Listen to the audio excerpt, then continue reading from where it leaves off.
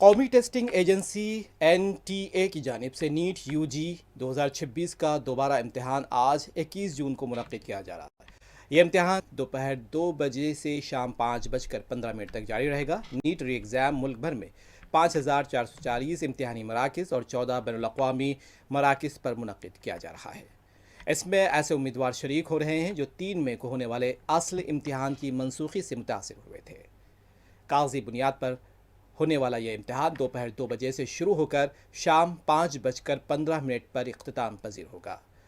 امیدواروں کو ہدایت دی گئی تھی کہ وہ گیٹ بند ہونے کے مقررہ وقت سے پہلے اپنے متعلقہ امتحانی مراکز پر پہنچ جائیں تاکہ داخلے کے عمل میں کسی قسم کی دشواری پیش نہ آئے۔ طلباء کے لیے تازہ جاری کردہ ایڈمٹ کارڈ، ایک قابل قبول تصویری شناختی دستاویز، فوٹو ID اور پاسپورٹ سائز کی 2 تصاویر ساتھ لانا لازمی قرار دیا گیا۔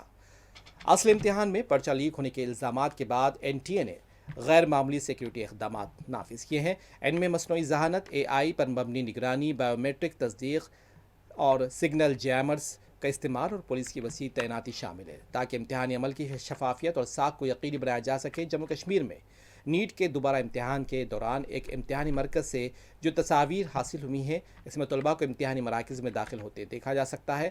امتحانات کے شفاف اور منصفانہ انعقاد کو یقینی بنانے کے لیے کسی بھی بے ضابطگی کے روک تھام کے لیے سخت سیکیورٹی انتظامات یہاں پر بھی دیکھے گئے تھے۔